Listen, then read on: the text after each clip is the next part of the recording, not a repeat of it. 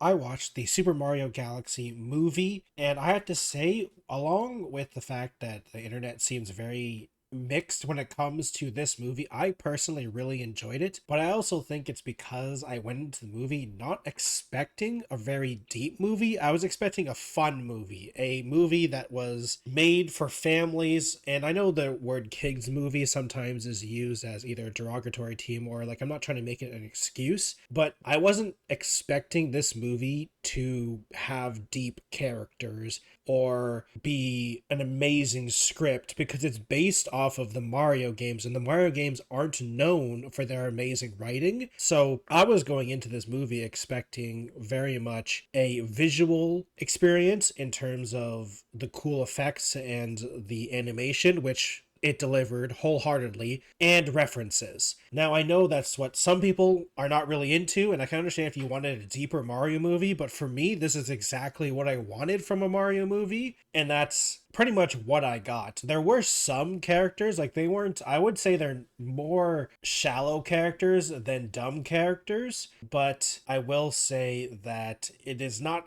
a thinker movie. Things happen and characters kind of just don't question it. And if you start asking questions, it starts getting a little fuzzy because it doesn't really make sense, but it makes sense in terms of a Mario movie that the world doesn't really make sense in Mario movies when you're trying to mash together all these different types of games and scenarios. But my name is a Techno Jelly. Please subscribe to the channel if you enjoy these types of videos. I do these video essay style videos on Fridays. I also do news style videos on Mondays. So come to the channel Monday to Friday. I also do a couple shorts a week as well. This is going to be your spoiler warning for this. I'm going to be talking about more in depth. I'm going to be talking characters, all that good stuff. So this is your spoiler warning. If you want spoiler free, you already heard my spoiler free opinion on it is I liked it, but I don't think it's necessarily a good movie. But I liked it personally, and I had a lot of fun watching it. So remember to subscribe to the channel, and let's get right into it. So one of the things that I'm actually really glad that they kind of addressed right away is Rosalina. Obviously, it's called Super Mario Galaxy movie. We know Rosalina and the stars are going to be. The stars were in the first movie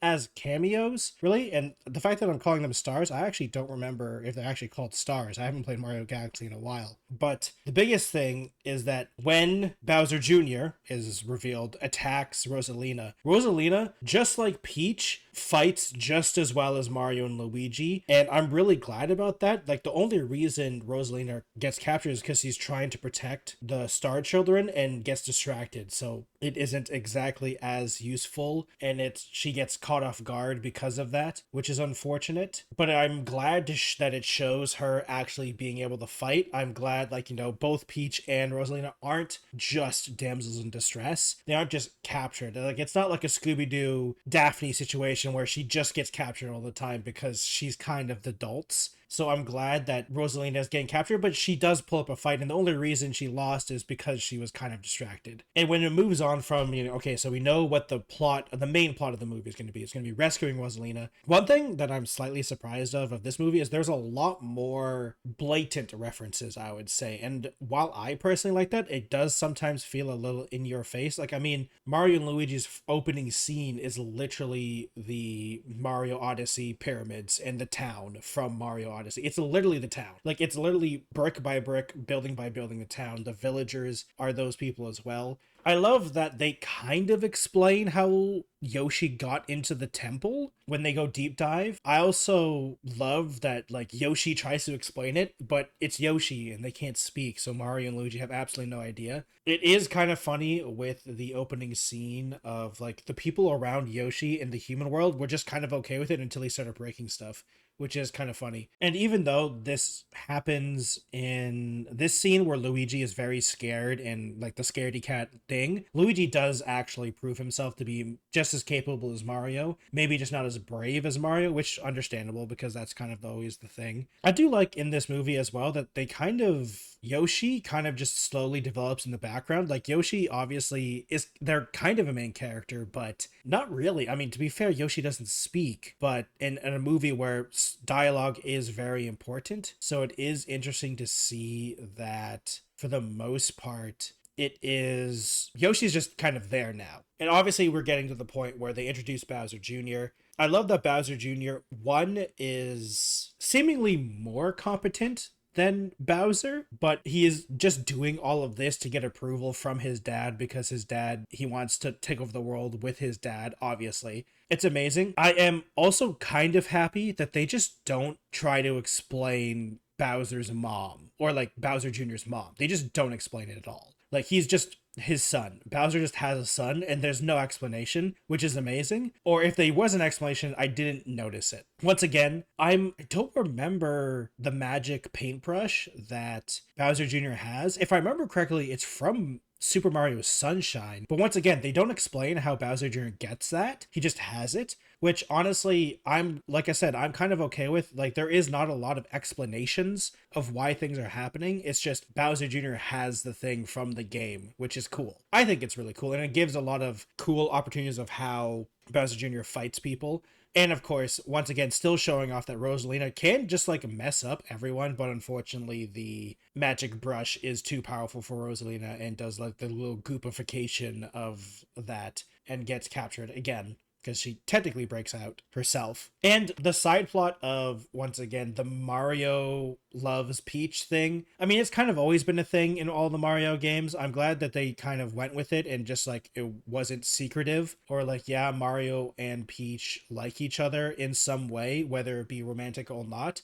Whoever, if they go further in this with more movies or anything like that, great. If they don't, it's totally fine. I think it is perfectly fine for them to not have to worry about that. But like, you know, though, once again, it's a family movie, so I'm not expecting deep connections or deep thought-provoking material because of what they're going off of. And then, of course, the meteor shower, the star going crashing down, telling the princess that Rosalina has been captured, all that good stuff. Then they go off. Rosalina goes with Captain Toad to rescue Rosalina, or at least find out where she is. And honestly, one of my favorite parts of this movie is Mario and Luigi taking care of the Mushroom Kingdom in the way Mario and Luigi takes care of things, where like, you know, they stop the chain chomp, they help the ice cream. Yoshi is also helping with the way Yoshi helps tongue, and everything is, they just help the Mushroom Kingdom the way Mario and Luigi do. It's great. Shows different kinds of powers, the frog suit, the snowball thing. I really like all the different types of powers that Mario and Luigi use throughout this entire thing, and I think it's honestly very creative. I can't honestly remember all of them. Obviously all of them are from the games, and the semi 2D sections are great, and it's just one of those things where it's a lot of eye candy. It's a visual aspect. Once again, don't really think about it, but still amazing. And I personally really enjoyed this scene. Once again, I can see where people are coming from, where it is simply just not really explained a lot of things. Like, it's just not really going more in depth. And then Tiny Bowser trying to be rehabilitated and not being an evil villain is honestly a really interesting concept. I actually really liked Tiny Bowser, and Bowser himself eventually, when he becomes untiny, being more friendly to Mario and Luigi. Obviously he still has the crush on Peach, and then all the things that happen with Bowser I think is actually really cool, of him being sort of conflicted with either helping or hurting Mario, or Mustache Man as they call him a lot of the times. The attack of the castle, which is really interesting, where Bowser here just sucks it all up and proceeds to attack and try to rescue his dad. I honestly really enjoy the way Bowser Jr. fights with the magic brush. And this fight between all three of them with Bowser Jr., I think is actually a really good way to show how like the team fights. First of all, honestly, like Mario and Luigi and Yoshi, they're not good straight up fighters. They have to use the fact that first of all, there's three of them, and their teamwork and their, you know, environment. And I also really love the Luigi knee, because it just shows that Luigi, wow, yes, he is a scaredy cat and he is a coward in a lot of ways. For Mario, Luigi will do almost anything. And I just love the fact about him. The egg transformation of I can't remember what the guy is called, is hilarious. And I feel like after they defeat Bowser Jr., he runs away, they break the beam thing of his UFO flying machine thing. I think this is the one problem that I have with the movie, of the no explanations. of like that fight lasted like a minute in the movie time, maybe a couple minutes, and then they land on a different planet. Like, how fast is Bowser Jr.'s ship? Like, they got out of the atmosphere and into another planet like super fast, because we're obviously not in the Mushroom Kingdom anymore. Like, we're just not. And this is where Bowser becomes Big Bowser, or not kind of. Like, he tries to team up with Mario, and then, there is a lot of trust issues, obviously. It makes sense. One interesting thing that when we go back towards Peach that I'm not entirely sure if I like or dislike is that people just can breathe in space, which is interesting, or like I guess it's maybe not technically space because they're using the star shooter stuff to go across planets, and it's kind of interesting. There's a lot of throwbacks in the Galaxy Hub place with the Super Mario Sunshine people, the penguins, the robots, literally Rob the robot from the early NES. I don't actually know if the robots that are running the station are callback or not. Like, obviously Rob the robot is, but I don't know if anything else is. The one thing I do know is basically the entire underground section, from what I can tell, it's basically all Mario 2, the US version of Mario 2, which is really interesting because Mario 2 kind of gets forgotten in a lot of ways by Nintendo. So it's interesting that they're acknowledging it in a lot of ways. And then obviously Big Bowser comes, they convince him, and then he actually doesn't betray them right away, which is honestly, I was convinced that he was going to just betray them, but no, he actually wants to help them. He's trying to be reformed. The chase of the monkey for Captain Toad's backpack is interesting. And once again, the casino thing, it's literally all Mario 2 enemies slash creatures.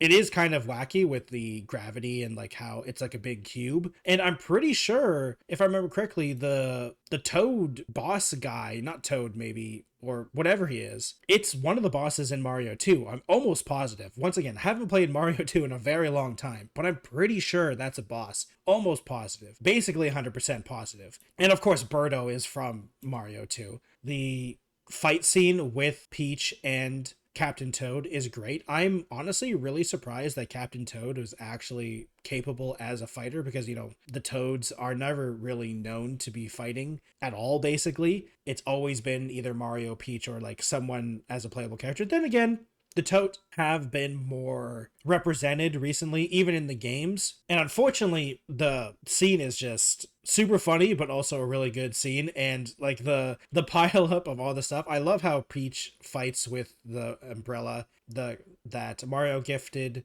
her. It's amazing. The power up, I don't actually remember the penguin power up from any of the games. I know it's from the games, but I just don't remember the power up, honestly, like from the games. I 100% know it's from the games. I don't remember which game it is from, though, unfortunately. Once again, there's so many Mario power ups in so many games that I couldn't remember all of them. I really love that in the Galaxy movie, gravity is played with a lot in terms of thing like jumping from different places to different places, because that was like Mario Galaxy's entire shtick of the gravity dispersion and different versions of gravity. And of course, Peach being a girl boss that Peach should be. And I really hope that this movie or something, we get a better or more interesting Princess Peach game, because I think Princess Peach with her own title, and it's not some weird puzzle game or like the chibi style puzzle game that they do sometimes, would be great. And once again, the way Peach defeats him, I'm pretty sure with the turnip, that's how you fight him in the actual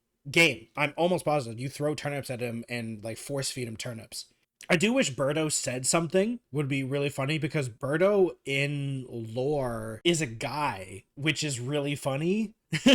So I think it'd be really funny if they actually had a voice for Birdo to actually see the more, maybe, I don't know if masculine is the right word for it, but I think it'd be really funny, and or kind of a nod to the fact that Birdo like didn't really have a gender, and they just used male pronouns for Birdo for a lot of the times, even though they were pink. And most of the time nowadays, in like a more, I guess, serious, not serious, but like a more PC way, they're more of a just non-binary they character. But in the original game and all the stuff, it was a he character and just female presenting, I guess, which is really interesting. But unfortunately, that's basically all we see of Birdo, and that's I was really sad. The Bowser sacrificing himself because they destroyed the flowers for the bee queen and all that type of stuff, and trying to figure a way how to get out of the planet is honestly really refreshing. It's like, yeah, Bowser was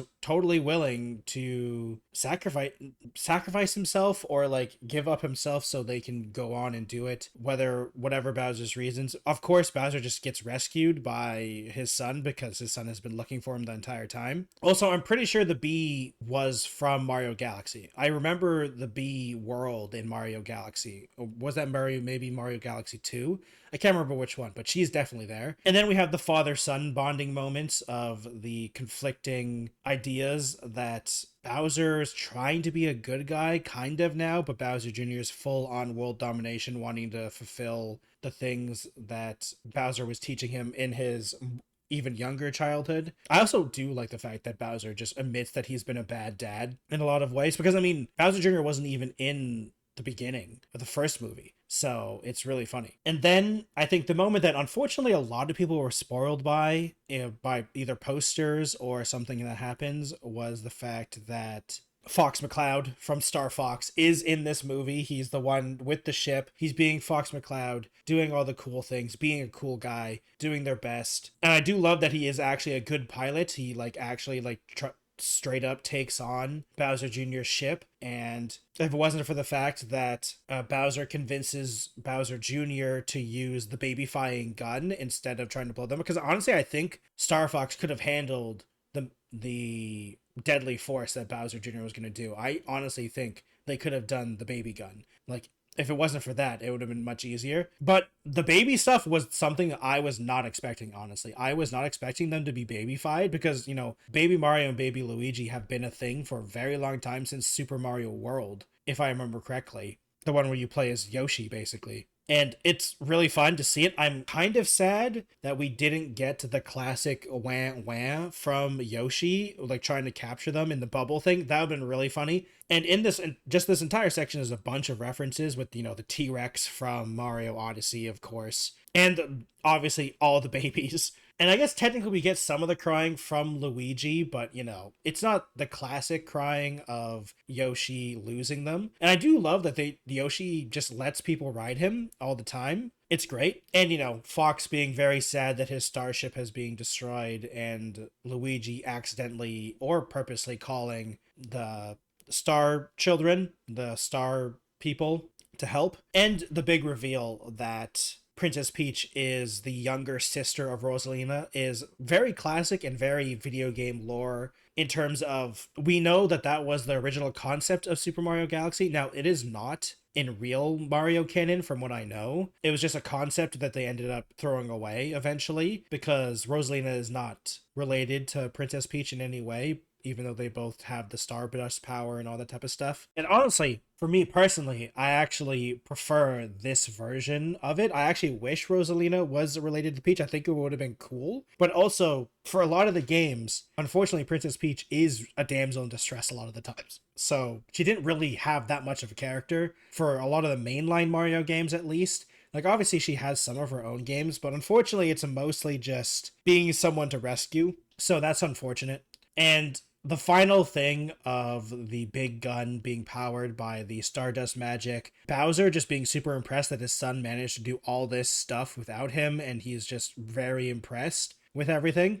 And the final attack with Fox going in, the sneaky sides. But obviously we have to go and talk about the amazing 2D section of the final gauntlet, of basically being the Bowser's Castle level, and from 2D to from switching perspectives from the game POV to the actual POV of what's actually happening, and the classic Bowser on the bridge with the axe, throwing the axes and then destroying the bridge. It's literally a huge reference, but an amazing done scene, and I love it. It is It's great. I think it's by far, I think, my favorite scene in the movie because it is just a amazing thing to watch and see. And of course, Bowser obviously doesn't die and then he becomes Dry Bones Bowser fighting against the Cloud Luigi and Drill Mario, which I don't remember those being power-ups. So I actually don't know what games, if people know what games those are from, I'd love to know in the comments. And then the Mr. Game & Watch cameo beating Bowser up with the hammer and all his fancy moves. Amazing. Once again, I'm curious if they will ever try to explain, if they continue making these movies, why the magic brush is there. Because once again, that's from Mario Sunshine, almost positive, and it's just there. Like, no explanation. And then Bowser Jr. summons the dragon from Mario Odyssey with the magic brush, and then it just eats him, which is hilarious. I do love the bait and switch of, oh, we're gonna have to fight the dragon like Mario Odyssey. No, it just eats Bowser Jr. And then Mario saves Bowser Jr. because, he is Mario. He's a good guy, even so. Bowser's just ahead now, trying to survive. And then, the power of sisterhood saves the Mushroom Kingdom, and all is well. And then they're like, oh my god, they're here. You're saved. The funny also reveal of the castle is gone, so they have to rebuild it. It's great. Very funny. Love it. Fox McCloud going home is great. And then the final nod of the crazy star person, this crazy blue star person with Bowser Jr. and Bowser in jail. It's a throwback to the first movie because that star person was there. It's very funny, but that he's still there. I hope he is a recurring character at the end of these scenes or just cameos through the whole thing because it's great. And that's how the movie ends. And I fully understand why some people didn't like this movie because it is a very shallow movie. If you start asking questions or trying to figure out why things are happening, or not necessarily why things are happening, why things are the way they are, and also why Mario and Luigi just aren't questioning anything. Like, they don't question the star people. They don't question the fact that the galaxy is just like this now. They don't question how Bowser Jr. has a spaceship and he's been building stuff in space outside of the Mushroom Kingdom. They don't question where Bowser Jr. came from. There's a lot of things that could have been answered, but it wasn't, because that wasn't what they're trying to do. They're trying to make a fun movie, not a thinking movie, and that's what I came here to see, which is why I really enjoyed it. I understand why people don't think it is that type of movie. I disagree with some people saying that it's like an AI movie. I think people are overestimating how bad or good they think AI stuff is, because this is nowhere near AI slop. Sure, it's a dumb movie, but it's not AI bad. I think AI movies are far, far worse. It is a movie that you can't really think about. You have to turn your brain off with this movie. But if you turn your brain off, I think it's a really fun spectacle to watch because all the animation, all the scenes are amazingly done. And I don't think it is super AI. Like, I haven't seen anything about this movie being AI in any way, basically. So I'm really happy about it. It did really well. I hope they continue making more of these movies because I've been enjoying them. I don't think, obviously, they are better than the Sonic movies that I've been watching recently. I think the Sonic movies are way better movies in general than the Mario movies so far, but I think they're just different styles of movies. The Mario movies are being made to be fun, shut off brain family movies, and the Sonic movies are just more movie. Like, they're trying to discuss and talk about relatively serious topics while still being a fun kids movie, and the Mario movies are just not trying to do that. And I went in thinking that was going to be the case, and I enjoyed it. Now, once again, for my final send-off, is the Mario Galaxy movie good? Probably not. It's an okay movie, but I thoroughly enjoyed it because I knew I was going to go into a movie that wasn't going to make me think. I was going to be like, let's watch some cool stuff happen and have some Mario references. And that's what happened, and I really enjoyed it. Thank you everyone for watching today's video. I really appreciate it. If you like this type of content, please subscribe to the channel. I do these videos on Fridays, and I do news style videos on Mondays, so come to the channel. I also do some shorts if you'd like to check that out. If you'd like to support me directly, please go to my Patreon at patreon.com/technojelly. Join all of these nice people in the credits, as well as a once-a-month live stream that we do. If you'd like to support super directly, I have a code technojelly at poggers.shop linked in the description. You get 10% off of any order you do on poggers.shop. They do energy drink, hydration drink, and sleep aid mixes, as well as shaker cups for those mixes. Go over to poggers.shop. They're releasing a new flavor soon, so I hope you guys try that out with my code technojelly for 10% off. If you'd like to follow me on other platforms, I have a Twitch, Twitter, Instagram, TikTok, Blue Sky, and Threads, all at the Techno Jelly. Please click or tap my face to watch other videos I did. The news video I did most recently about Roblox Kids and the Roblox updating their platform, or my thoughts on Sonic 3. And I will see you in those videos. Goodbye, everyone.